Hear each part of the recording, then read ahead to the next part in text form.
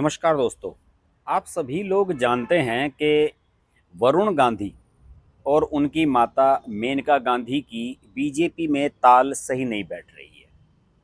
पिछले दिनों मैंने एक वीडियो बनाया था। उस वीडियो में मैंने ये बताया था कि किस तरीके से जो महिला आरक्षण बिल लाया गया, पार्लियामेंट में स्पेशल सेशन बुलाया गया था, उसके दौरान जो सबसे सीनियर मोस्ट पार्लियामेंटेरियन है मेनका गांधी, उनको स्पीच देने का मौका मिला।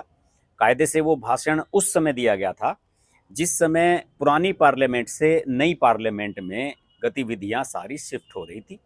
तो उसमें बीजेपी ने, मोदी सरकार ने ये प्लान किया कि जो सीनियर सांसद हैं, जो पुराने सांसद हैं, उनको बोलने का मौका दिया जाए। वो अपनी पूरे पुरानी सांसदी की, पुरानी जो संसद का उनका कार्यकाल रहा है, उसके बारे में अपने एक्सपीरियंस शेयर करें। और आपको ये जानकर आश्चर्य होगा कि मेनका गांधी इस समय सबसे सीनियर मोस्ट सांसद हैं पार्लियामेंट में, लोकसभा में की अगर बात करें तो।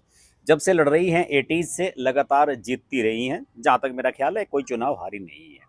वीपी सिंह की सरकार में मंत्री रही, वाजपेयी जी की सरकार में मंत्री रही, मोदी जी की सरकार में भी मंत्री रही थी पिछले वाली। इस बार उन्हें मंत्री नहीं बनाया गया था।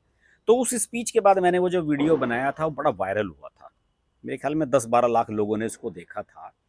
उसमें मैंने ये समझाने की कोशिश की थी कि उनको क्यों इतना महत्व दिया गया, और महत्व दिए जाने का लॉजिक भी था। मैंने उसमें एक बात और भी कही थी। उस वीडियो में मैंने ये भी कहा था कि इसका मतलब हम ये भी मान सकते हैं कि मेनका गांधी को इस बार बीजेपी टिकट देने जा रही है। जी हाँ, इसमें कोई आश्चर्य की बात नहीं है, क्योंकि जिस तरीके से उनके बेटे वरुण गांधी की गतिविधियां कुछ पिछले 2-3 सालों से चली हैं, उसके बाद से लेकर ये भी सवाल उठने लगे थे कि क्या भारतीय जनता पार्टी इन माँ बेटा को टिकट देगी। लेकिन अब मुझे लग रहा है कि वरुण गांधी को टिकट मिले या ना मिले, मेनका गांधी को जरूर मिलेगा, क्योंकि पार्टी ने उन्हें अपना सीनियर लीडर माना है और वो एक विनिंग कैंडिडेट भी नजर आती है। बेटे को खतरा हुआ तो सीट बदल कर उनकी जगह आ गई, उन्हें पीलीभीत बेच दिया, खुद सुल्तानपुर आ गई। कभी सुल्तानपुर से पीलीभीत खुद चली जाती हैं, उनको सुल्तानपुर भेज देती हैं, यानी कि अपने बेटे को एकदम महफूज रखती हैं। ऐसी माँ भगवान सबको दे। बहरहाल बात वरुण गांधी की करूंगा। वरुण गांधी ने कायदे से, जब ये तथाकथित किसान आंदोलन दिल्ली की सीमाओं पर चल रहा था, उस समय अपने तेवर दिखाने शुरू किए थे। वो लगातार सरकार विरोधी ट्वीट्स कर रहे थे। उनका ये कहना था कि सरकार इन किसानों की क्यों नहीं सुन रही है, इनकी सुनवाई क्यों नहीं की जा रही है।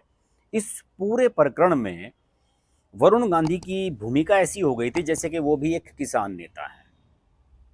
उदाहरण के तौर पर लखीमपुर खीरी में घटना हुई थी, जब केंद्रीय मंत्री अजय मिश्रा टेनी के बेटे ने भीड़ के ऊपर गाड़ी चढ़ा दी थी, उसमें कुछ लोग मारे गए थे।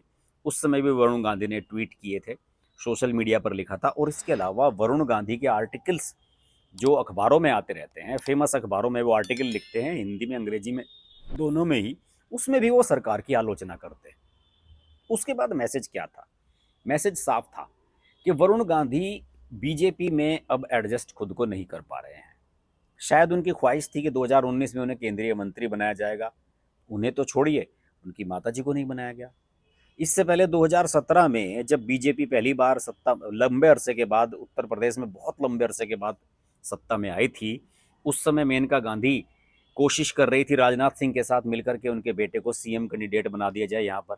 लेकिन उस समय मैंडेट सब लोगों ने, जितने भी विधायक थे, उन्होंने कहा कि हमें गांधी परिवार नहीं चाहिए अपने नेता के रूप में। और उसके बाद योगी आदित्यनाथ सीएम बन गए थे। उसी के बाद से मुझे लगता है कि 2017 के बाद, या फिर समझ लो कि 2019 के लोकसभा चुनाव के बाद, जब इनकी माताजी को मंत्री नहीं बनाया गया और ना ही इन्हें पूछा गया, तब वरुण गांधी ने यह तय कर लिया कि अब मुझे बीजेपी में नहीं रहना है। देखिए, ये राजसी परिवार से आने वाले लोग हैं। ये भारतीय जनता पार्टी जैसी पार्टी में हजम नहीं हो सकते, इसमें ये जल नहीं हो सकते। इनकी जो एंटाइटलमेंट की राजनीति वाली सोच है, वही जो राहुल गांधी की रहती है कि साहब हमें तो कोई कुछ कह नहीं सकता, हम तो गांधी परिवार से संबंधित हैं। तो वही चीज कुछ वरुण गांधी के अंदर भी उसी प्रकार की कुछ ईगो आनी शुरू हो गई, और फिर उन्होंने सरकार के खिलाफ लिखना बोलना खुलेआम शुरू कर दिया। आपको याद होगा कि कुछ महीने पहले, जब सर्दियों की बात है, पिछली सर्दियों की बात है, नवंबर दिसंबर अक्टूबर जनवरी की बात है, 2022 और 23 के बीच की, जब भारत जोड़ो यात्रा में राहुल गांधी निकले हुए थे, तो एक जगह प्रेस कॉन्फ्रेंस हो रही थी। तो उनसे कुछ पत्रकारों ने पूछा था राहुल गांधी से कि क्या वरुण गांधी को कांग्रेस में लिया जा सकता है। तो उन्होंने ये कहा था कि देखिए उनकी जो सोच है वरुण गांधी की, उनकी सोच हमसे मेल नहीं खाती। वो आरएसएस की तारीफ कर चुके हैं, आरएसएस के मुख्यालय में जा चुके हैं। मैं गर्दन कटा लूंगा लेकिन आरएसएस के मुख्यालय में नहीं जाऊंगा। तो आप समझ सकते हैं कि राहुल गांधी वरुण गांधी को पार्टी में बिल्कुल भी एडजस्ट नहीं करेंगे। और आज कुछ अखबारों ने खबरें छापी हैं कि वरुण गांधी और राहुल गांधी की मुलाकात हुई है केदारनाथ में। दोनों केदारनाथ भ्रमण के लिए गए थे। मैं आपको बता दूं कि राहुल गांधी 3 दिन से वहां पर थे और वरुण गांधी केवल मंगलवार को वहां पर पहुंचे थे और सपरिवार पहुंचे थे, पत्नी और बेटी के साथ पहुंचे थे दर्शन के लिए। तो मीडिया वालों ने खबरें छाप दी कि वरुण गांधी और राहुल गांधी की मुलाकात आमने सामने हुई है केदारनाथ में। ये बिल्कुल फॉल्स खबर है, फेक खबर है। दोनों एक दूसरे के आमने सामने तो आना छोड़िए, उस रास्ते पर भी नहीं आए। राहुल गांधी हेलीकॉप्टर से चले गए, ये भी हेलीकॉप्टर से गए थे और दोनों ने बिल्कुल अलग अलग समय पर केदारनाथ मंदिर में दर्शन किए। तो कुछ लोग, मीडिया के बहुत अति उत्साही लोग, जो हर चीज में खबर ढूंढते हैं, जिन्हें लगता है कि यार हाँ, अब ये खबर है, इस खबर के बाद तो बस मोदी का खात्मा तय है, मोदी का हटना तय है, इसके बाद तो क्रांति हो जाएगी। उन सब लोगों को ये खबरें बड़ी सनसनीखेज लगती हैं। लेकिन तय मान लीजिए, वरुण गांधी को अगर बीजेपी टिकट नहीं देती है तो उन्हें इस बार निर्दलीय चुनाव लड़ना पड़ेगा।